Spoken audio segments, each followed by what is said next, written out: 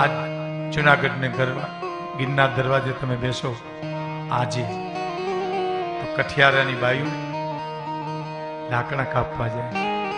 આજ પણ આવો કાલ મારી અને તમને સવારમાં વહેલી ઉઠી પોતાના દીકરાને પારણામાં ફૂટાડી પાડોશની બાઈને ભલામણ કરતી જાય કે મારો દીકરો ઉઠે તો એને થોડું જાળવી લેજો, ધ્યાન રાખજો. હું હમણાં લાકડા કાપવા ડુંગરમાં જાઉં છું ગિરનારમાં અને આવતી રહીશ બપોરે, સંભાળજો. માં છે ને, તમને વચ્ચે વાત કરી દઉં. એક માં મજૂરી કરવા જતી ને પછી છીકા ઉપર ડબરો ટીંગાળે છે અને છોકરાઓને એમ કહેતી જાય કે હું આવીશ ને બેટા તો મોડું થાય તો પાડોશની બાઈ કોઈ પણ આવશે ને તો તમને આ ડબરામાં ભાતું છે ને એમાંથી ખવડાવશે, ખાઈ લેજો અને રમજો હો. આટલું કહી અને મજૂરી કરવા વહી જાય. પણ છોકરા રમતા રમતા ભૂખા થાય એટલે ડબરા સામું જુએ, છીકા સામું જુએ. માં કહેતી હતી પાડોશમાં આવી અને ખવડાવશે, કઈ આવશે જોઈ જોઈને વળી પાછા રમવા મળી જાય છે, ભૂલી જાય. વળી ધૂળમાં રમકડા રમી રમી વળી પાછા ડબરા સામું જોવે. હાંજ પડી ગઈ સાહેબ, ખાવું મંડ્યા કરવા. માં આવી પાડોશની બાઈએ કીધું કે આ ભાતું ટીગાડ્યું છે તો કઈક દે ને પછી રોટલો ઘડજે. તો ભાતામાં કાંઈ નથી, ખાલી ડબરો જ છે બેન. તો કે કાં તો કે હું ડબરો ટીંગાડીને જાઉં ને આસામાં દિવસ કાઢી નાખે તો હું આવી જાઉં મજૂરી કરી, પછી મારા દીકરાને ખાવો. આ માં પારણામાં પુઢાડી ગિરનારમાં લાકડા કાપી ચાર પોરા ખાઈ અને બજારમાં લાકડા વેચતી હોય. લ્યો લાકડાના ભાડા. આમ કરોડપતિ માણા હોય, આમ ગમે રસ્તે રૂપિયો વાપરી નાખે, પણ અહીંયા ઈ બાઈને કરગર આવતો હોય લાકડાના ભાડા. શું ભાડો આપ્યો બેન? 10 રૂપિયા. 10 રૂપિયા નો હોય, મોંઘું બહુ છે. અરે બાઈ કરગરે બાપા હવારની અમે જઈએ છીએ, રોંઢો થઈ ગયો, મારા છોકરા મૂકીને લઈ લો 10 રૂપિયા, તમને શું વાંધો છે? નહીં 8 રૂપિયા. અરે 10 રૂપિયા 2 રૂપિયામાં હું કામ કરગર આવો છો? નહીં 8 રૂપિયા. બાઈ કે 10 રૂપિયા 8 રૂપિયા. એ જ્યાં આમ વાદ વિવાદ હાલે એમાં ઓચિતાની 8 રૂપિયા ભારો વેચી નાખે. લઈ જાઓ ભાઈ, ભારો લઈ જાઓ. શું કામ ભાઈ? અટાણ સુધી કરગર આવી, અટાણ સુધી એને રકજક કરી, ઓચિતાનો ભારો 8 રૂપિયા વેચી નાખ્યો. કારણ એ છે હૈયામાં દૂધ ઉભરાણું છે, ઘોડિયામાં છોકરો રાડું નાખે છે.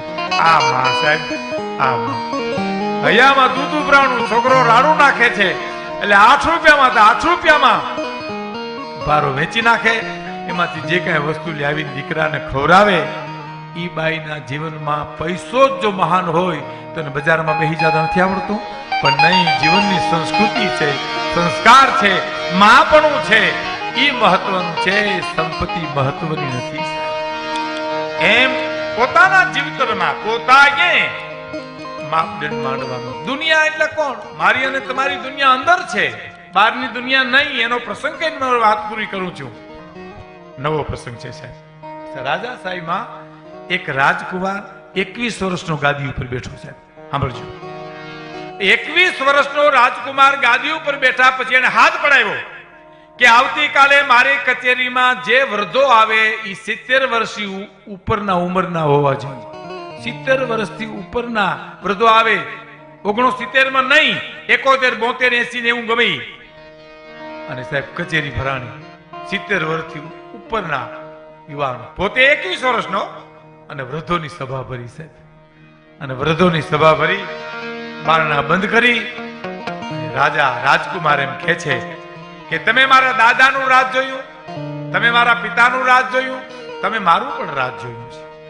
તો મારા દાદાના રાજમાં શું ફેર હતો, મારા પિતાના રાજમાં શું ફેર છે, અને મારા રાજમાં શું તકલીફ છે અથવા શું બદલાવ છે, એ મને દિલ ખોલીને કહો તમે. બસ હું તમારો દીકરો છું, તમે મારા બાપ તુલ્ય છો, પણ આ 3 પેઢીમાં તમને ખબર છે તો મને મારો સુધારો કયો અથવા મને સલાહ આપો. છન્નાટો છવાઈ ગયો. કોણ કહે? રાજાને કોણ કહે? એમાં એક વૃદ્ધ ઉભા થયા, 85 વર્ષના ઉભા થયા.